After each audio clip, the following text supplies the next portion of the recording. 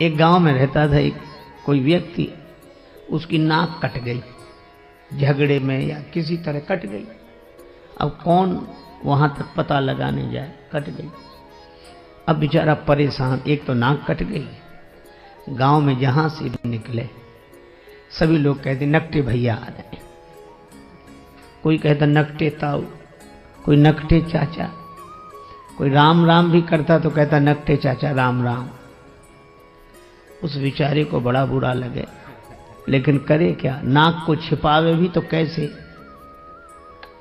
कान कटे तो कुछ टोपी लगा ले, कपड़ा बांध ले, आंख ना हो तो चश्मा लगा ले, नाक का क्या करे, सीधे सामने साफ।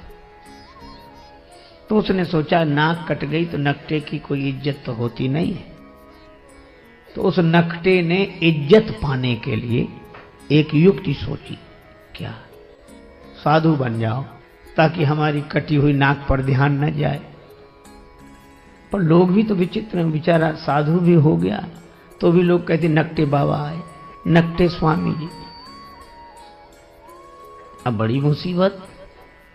और कोई कहता नकटे तो दूसरे लोग डांटते हैं, ऐसे बोलते हो, साधु हैं ऐसे मत बोलो।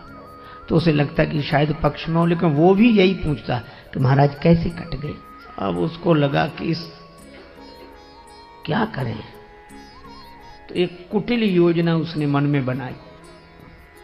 एक आदमी ने एकांत में आकर पूछा कि नाक कैसे कट गई। बोला ये बहुत बड़े रहस्य की बात है, कटी नहीं है, हमने खुद काटी। सो क्यों? एक दिन भगवान ने कहा स्वप्न में, तू मुझे चाहता है, मेरा भक्त है, तो मेरे लिए क्या कर सकता है, तो मैं तुझे प्राप्त हो जाऊं। मैंने स्वप्न में कहा आप जो कहें, सिर काट कर रख दो। भगवान ने कहा सिर नहीं, केवल नाक काट ले, मैं दर्शन दूंगा और सदा तुम्हारे सामने रहूंगा। तो जब से नाक कटी है, काट दी मैंने, भगवान प्रकट हो गए और देखो ये दिख रहे हैं सामने, दर्शन रहा, हा जय हो प्रभु, ये भगवान दिख रहे हैं, हमेशा रहते, हमको खूब दिखते हैं। और भगवान ने एक बात और कही थी कि तुम जिसकी काट दोगे उसे भी दिखेंगे। अब भगवान का दर्शन कौन नहीं चाहता, नाक कटे तो कटे। बोले लोग भले ही कुछ समझे, नाक कटे तो भगवान मिल रहे। तो कहा एक बात है, क्या, हमको भी मिलेंगे भगवान? हाँ मिलेंगे। तो काय को नाक कटवाता? बोले नहीं, नाक जाए तो जाए, दर्शन तो हो। तो कही आ जाओ सवेरे। गया, उसकी भी काटी। अब कहीं भगवान ऐसे मिलते हैं? उसकी नाक कटी, उसने कहा कि हमें तो नहीं दिख रहे कहीं। बोला हमें भी नहीं दिखते। फिर ये हमारी काय काट दी, कहा कि हम अकेले परेशान थे, अब दो हो गए। अब उस बेचारे को मिला कुछ नहीं था उस नकटे के पास, और नकटों के पास किसी को कुछ मिलता भी नहीं है, लेकिन चूंकि अपनी नाक कट गई तो मजबूरी थी। अब वही हल्ला मचाने लगा, हाँ भगवान दिख रहे हैं, ये दिख रहे हैं, प्रत्यक्ष दिख रहे हैं, सामने दिख रहे हैं। अब पहले तो एक कहता था, हाँ, अब दो कहने लगी। बोलो, प्रचार इतना हावी हो जाता है कि प्रचार इतना प्रभावपूर्ण ढंग से जीवन में अपना प्रभाव डालता है कि प्रचार के चक्कर में आदमी विचार करना ही भूल जाता है। विचार बेचारा जैसी कौंधता है वैसी प्रचार। कोई कहता है अरे क्या बात करते हो, अगर कुछ नहीं होता तो इतना होता। तो आदमी फिर चुप रह जाए। अब दो कहने लगे, ये दिख रहे हैं भगवान, ये दिख रहे हैं। दो में से किसी को नहीं दिख रहे थे, पर चूंकि नाक कटी थी तो मजबूरी में कहना कि दिख रहे हैं। तो तीसरे ने भी कटवा लिया, अब तीन हो गए। अरे तीन क्या, उन्होंने 300 कर दिए, धीरे धीरे 3000 हो गए, इतने नाक कटी। अब जब भीड़ हो गई तो आदमी को विश्वास करना मजबूरी थी कि मिले होंगे भगवान, इतने लोग नाक कटाते। नकटों का समूह चल पड़ा, भीड़ की भीड़ नकटों की। किसी को कुछ नहीं मिला, सब हल्ला मचा रहे, झूम रहे ना, ये मिल गए। ये मिल गए। वो तो एक साहसी आदमी आया, उसने कहा हमारी कटी सुकटी औरों की तो बचा लें। तब उसने हिम्मत करके कहा कि यहां कुछ नहीं है। यही है, भीड़ के साथ एक ही शब्द है, भाड़। भीड़ भाड़, भीड़ अक्सर आदमी को भाड़ में ही ले जाती है। अब प्रचार की क्या बात कहें, आप अन्यथा न ले, मैं श्री राम कथा ही कह रहा हूं। एक पल नहीं जिए जो इंसान की तरह, एक पल नहीं जिए जो इंसान की तरह, वे पूज रहे हैं आजकल भगवान की तरह। एक पल नहीं जिए जो इंसान की तरह, वे पूज रहे हैं आजकल भगवान की तरह।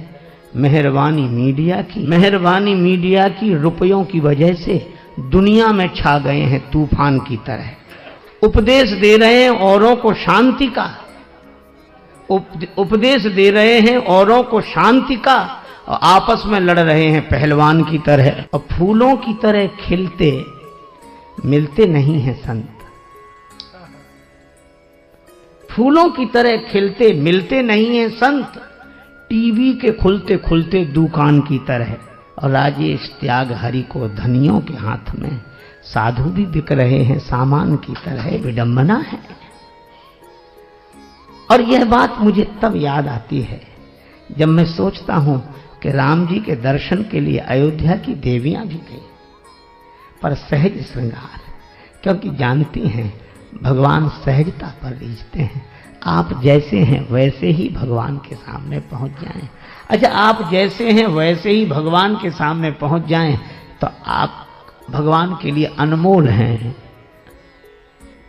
और अगर आप जैसे ही हैं वैसे ही दुनिया के सामने पहुंच जाएं तो आप करोड़ों के भी हों तो 2 कौड़ी के,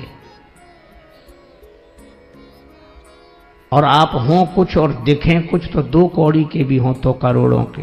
बनावट जहां चले तो ठीक, पर भगवान के यहां तो न चले। इसलिए सहज श्रृंगार, सहजता ही जीवन का श्रृंगार है। सुनो भैया, एक गुरुजी गए एक गांव में, तो एक नया नया चेला बना, हमको भी चेला बनाओ। गुरुजी बोले बन जाओ। और बनने के बाद बोला कि आप गुरु, हम चेला, आप कुछ सुनाओ। गुरुजी ने कहा कि राम राम किया करो। बोले ये तो साधारण बात है। ऊंचा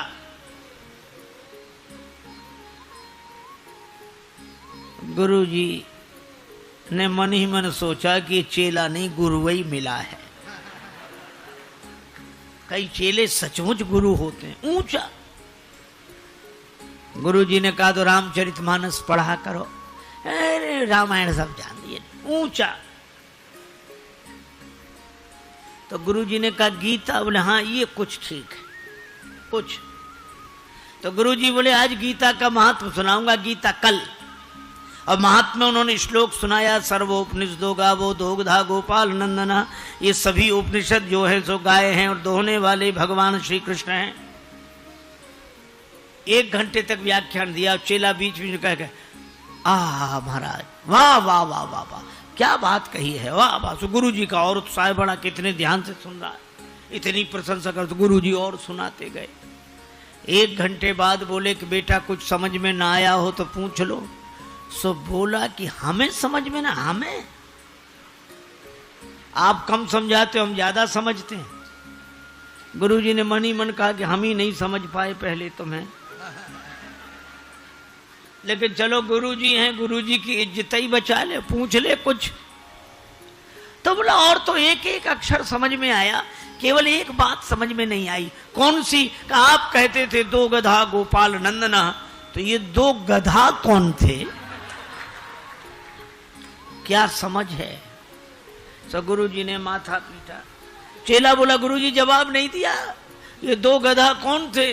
गुरुजी बोले एक हम दूसरे तुम, एक न सुनई एक नहीं देखा।